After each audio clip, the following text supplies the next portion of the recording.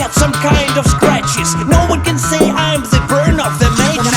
Nine inch nails in the mind of beat, in the mind of ages. I was only 15, a money monkey from the nature. Всем привет, ребята! С вами Scratch DJ School и я Эвис Мэй, сам продюсер и диджей. Сегодня мы поговорим о музыкальном развитии с легендарным продюсером и диджеем Астоном Харви, создателем, основателем группы проекта The Freestylers.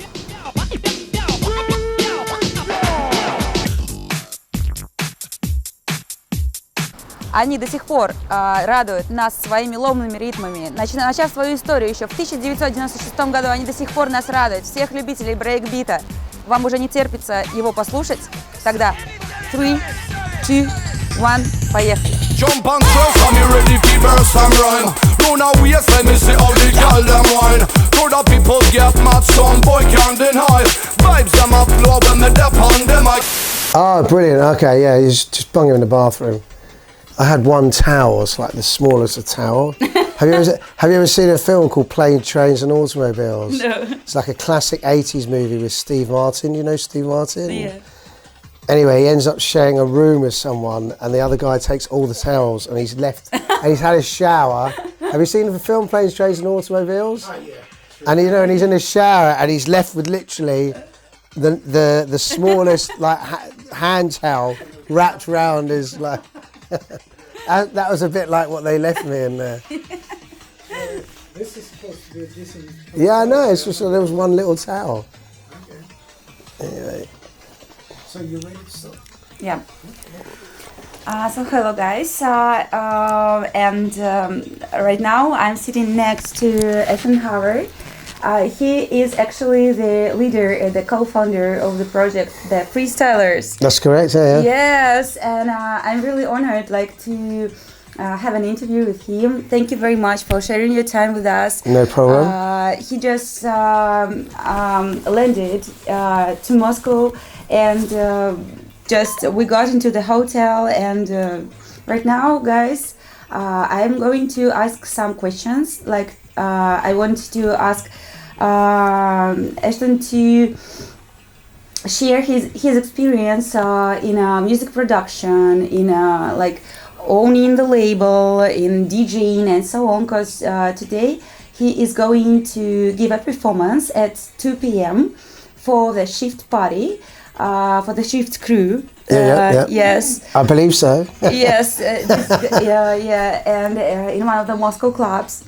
So I know that you produce in so many genres like hip hop, breaks, drum and bass, and breakbeat. So do you have the favorite one?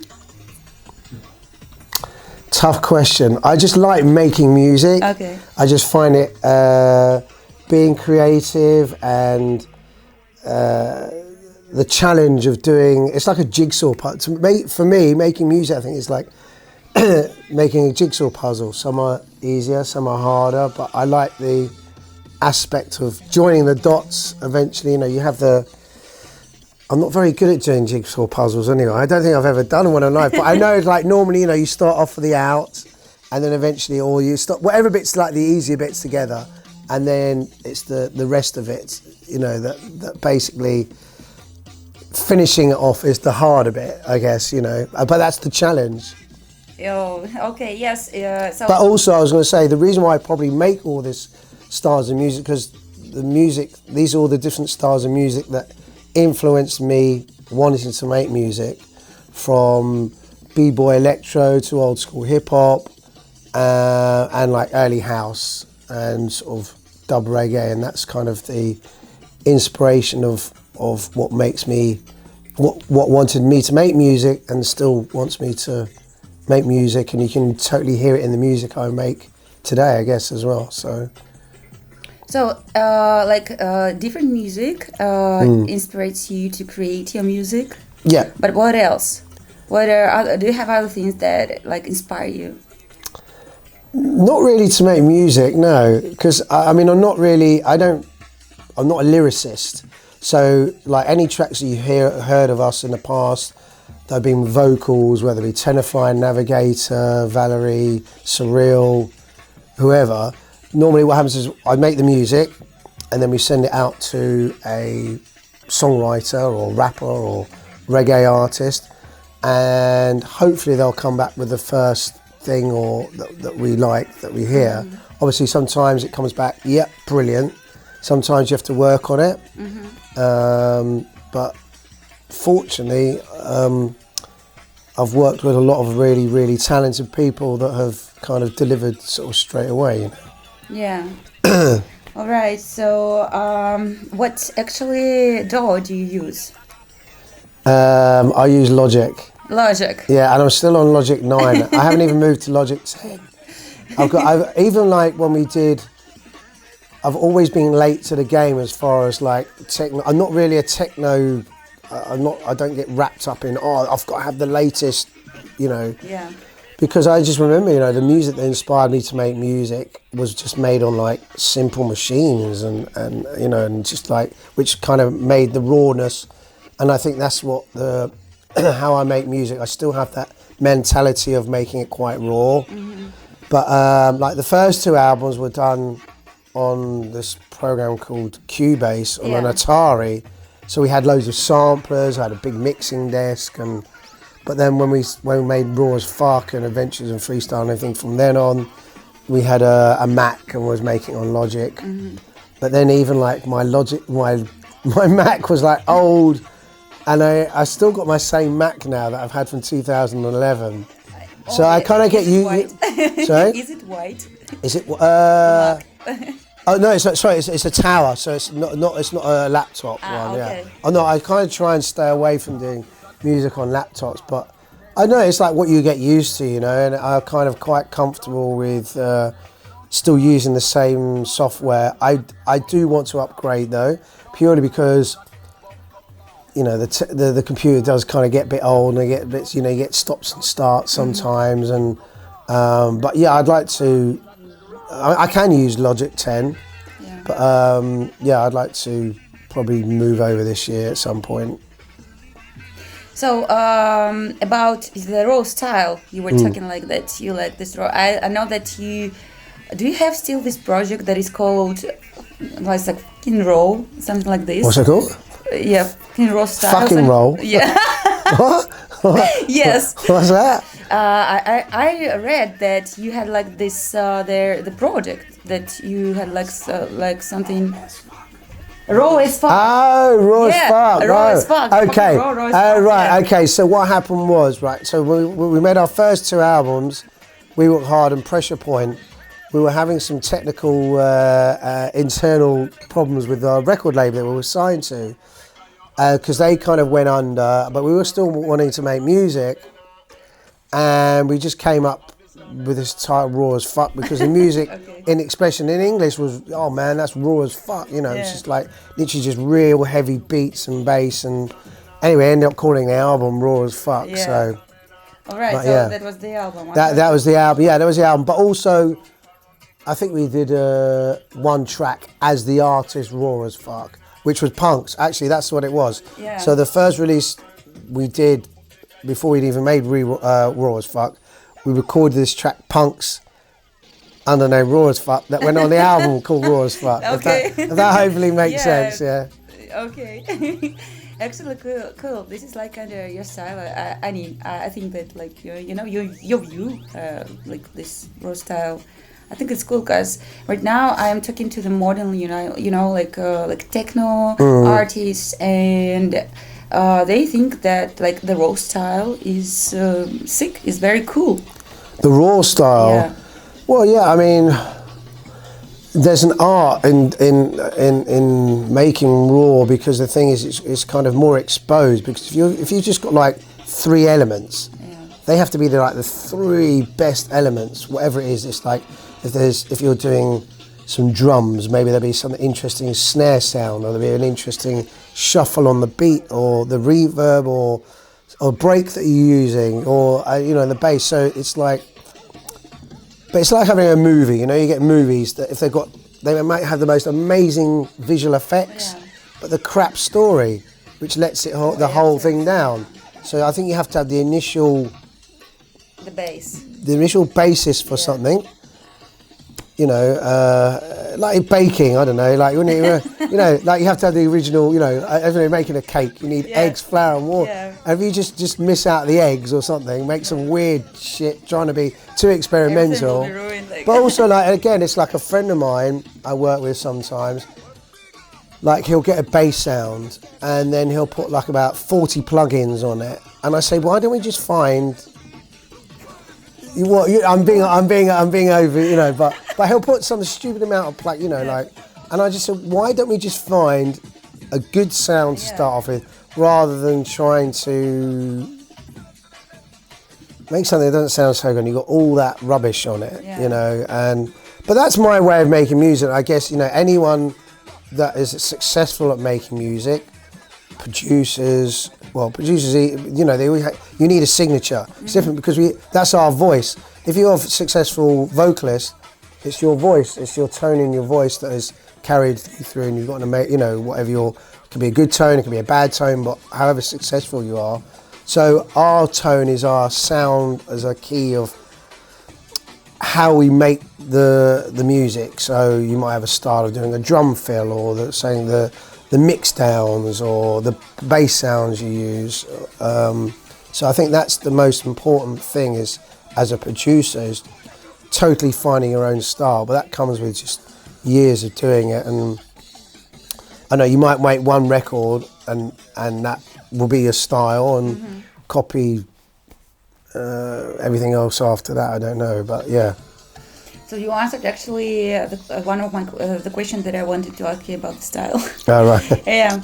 So I also wanted to know that I know that you won the award, like a best group by Music magazine. So how did you do this?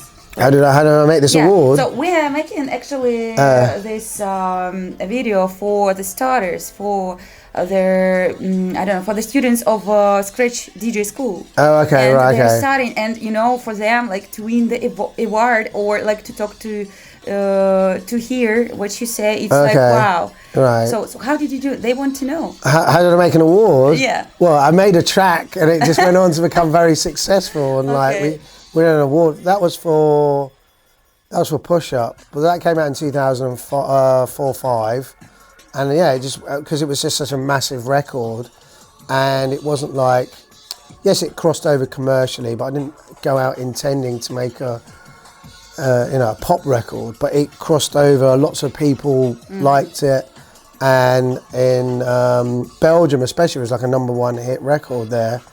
So I guess that's what they do there. They give you awards when they think, you know, you've done a good job. Was it your goal? Like, no. I want to win this award. Let's make this track.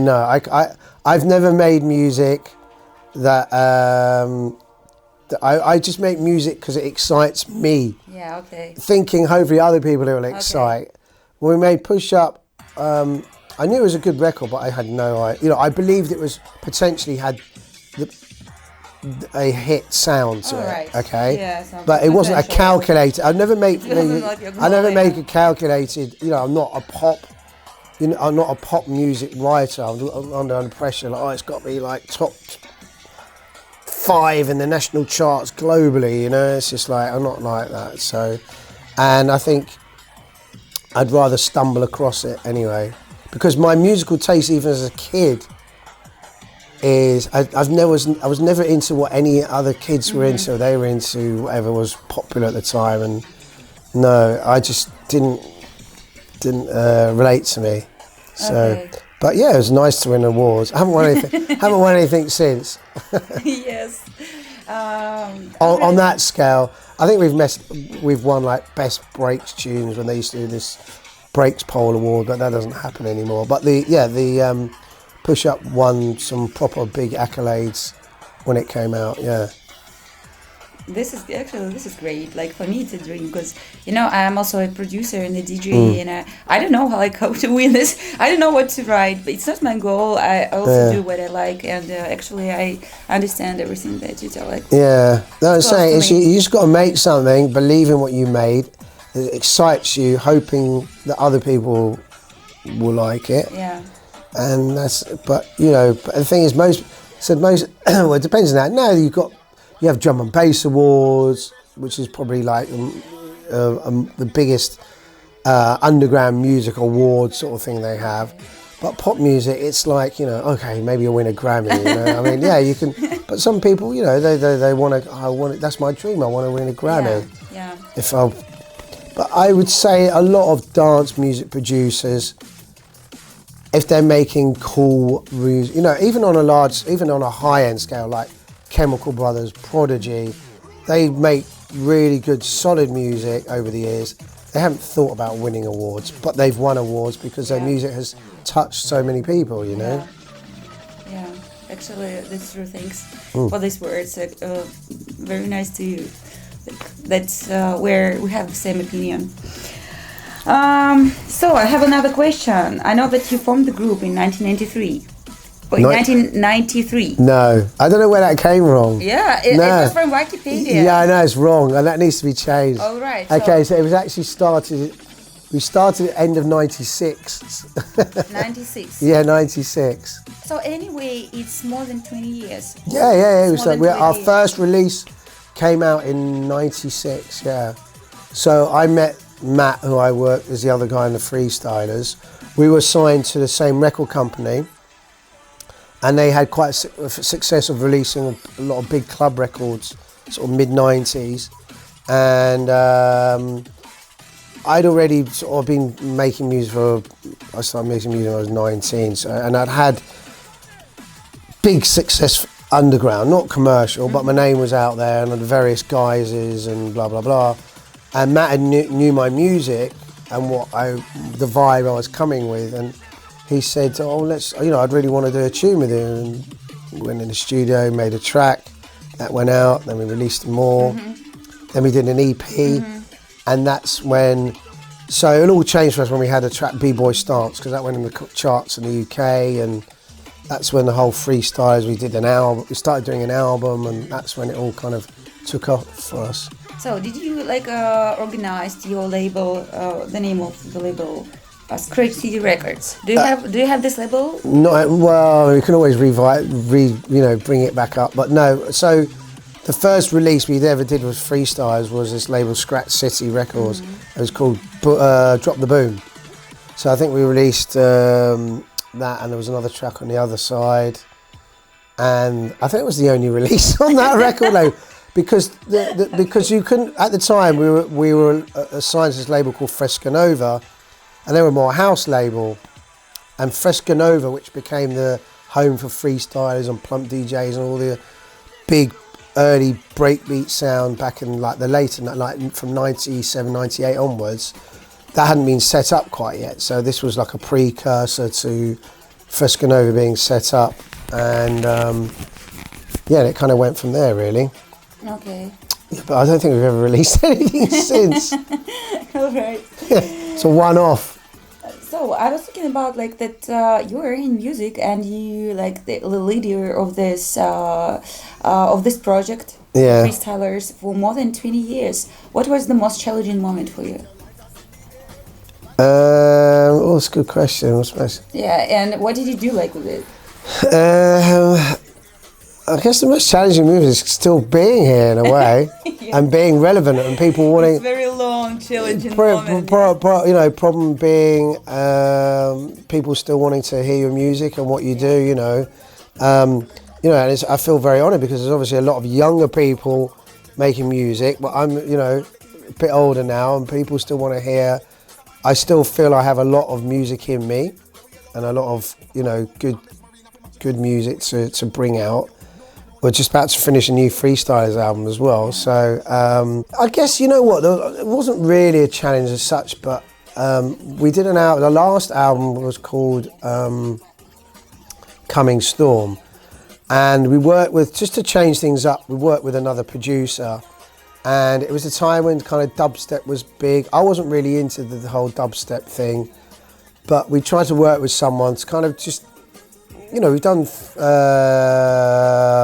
albums already, and I just thought, try something, experiment, otherwise it didn't quite work out, and it was a bit of a challenge after that. There was a period between when that came out, because it didn't really do much, our core fan, die-hard fans.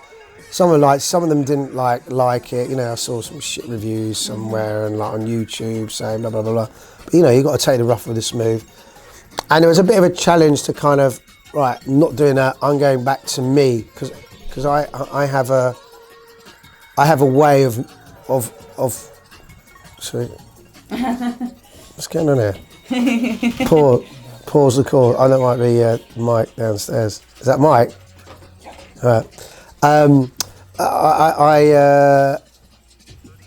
say I have a way of constructing things. I have a way of the sound I mix. I don't follow the norm because I come from an old school. I don't look at graphs and some people just look at and think, oh, that's perfectly mixed. I go by my ears. This is like still how I mix. And even when I DJ, even though I DJ now on USB sticks, I still have that kind of way I'm still on vinyl. I love DJing USB sticks. They don't have to carry that vinyl anymore. But the style, how I play, I think is still like an old school. That's what I'm used to. So, so I think that was probably the bit of the challenge. But the challenge is still going, trying to come up with new stuff. You get writer's block, when you just like, I can't. Yeah. Sometimes you don't get motivated. Sometimes you just bang them out, and so, yeah. So I totally can understand you even in production, not for such a long time, but I can feel it on myself. So, all right. What about you? We're talking about DJing and the production.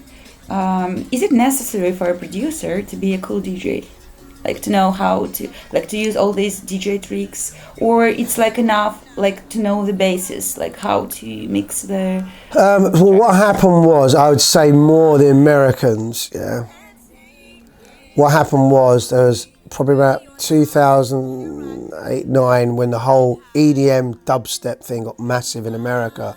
There was a lot of guys that probably never DJ'd, and there's a lot of guys that probably were making music, were into the music.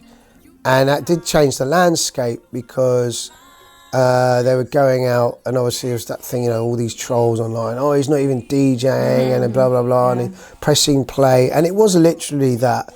deadmau5 says he's not a DJ. Fair enough. He doesn't claim to be a DJ, so he does his things able. But the thing is, that's the only way of doing it for his light show. You can't. It's all in sync, so it's literally play and then blah blah.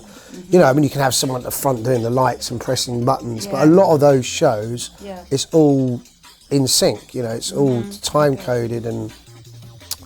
But there are some people that have had to learn to DJ quickly, I guess, if they had a bit of success from the whole of their productions. I mean, I started off in my bedroom DJing, but I really wanted to learn how to use the equipment. And I got myself working in a studio, because at the time I was going to the studios, which a lot of people do. If they don't know how to use the equipment, they'll go, "Oh, can you?" Well, it was more sample based then. It was like, "Oh, can you sample this beat for me? Can you sample this sound?" And blah, blah, and you put it on the keyboard, and I wanted to learn how to do that myself. So it's like, it's like driving a car. You don't want someone to sit there, first gear, second gear, third. You just do it yourself. And that's what I wanted to do. And obviously back then there was no tutorials. The only way of doing it was going to college or working in a studio a long time, becoming what they called a T-boy. So you make tea for all the bands that are coming in and blah, blah, blah. But I was fortunate I got myself working in a studio with these guys that were like up and coming production duo. And they went on and had some really big chart hits in Europe as well. And I was running the studio, and there was clients coming in doing what I was doing. So I started engineering and putting their beats together, but at the same time I was doing my own music as well. But yeah, it kind of, for me, it started from being from DJing and being inspired to want to DJ. So all right, I got it. Okay. So, and the last one question: what will be like your advice for the students of Scratch DJ School who are like studying or who are learning? What will be your advice, like as a mentor? You know, is it learning to DJ or learning production? Both of them. Okay, well, as I said, sort of touched on earlier, the most important thing, whether you're DJing or making music, which is the hardest thing, is getting your own style, signature sound. Production might be a bit easier because it might be because everyone's musical tastes are different, right? Yeah. So I don't know, you might draw drum sounds from a different source that someone else has, then you might play keyboards in a different way or use different bass sounds. But I'd say that the most important thing to get you noticed, otherwise you're not going to get noticed, is to have your own inspiration, have your own style and sound. That is the tricky part. Yeah. It's not going to come overnight. Yeah. Otherwise, there's plenty of people that just do the same thing as everyone else and somehow they have a career. Nowadays it's different for me. I'm not brilliant at doing social media. I do the bare minimum. But if you're good and savvy at social media, you can build up a following. I don't know, it used to be, like 4 or 5 years ago, you put mixes up on SoundCloud. I don't know how relevant that is these days. It used to be a big thing.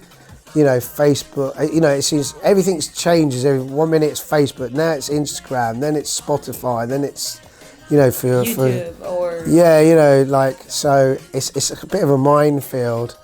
But the most important thing is probably to have fun, enjoy what you're doing, and keep it real. Yo. All right. Thank you very much. No worries. Thank you. Thank you for the interview. No worries. Guys. So keep in touch. Be positive. Think positive. Do what you're doing, and never give up. Bye. That's it.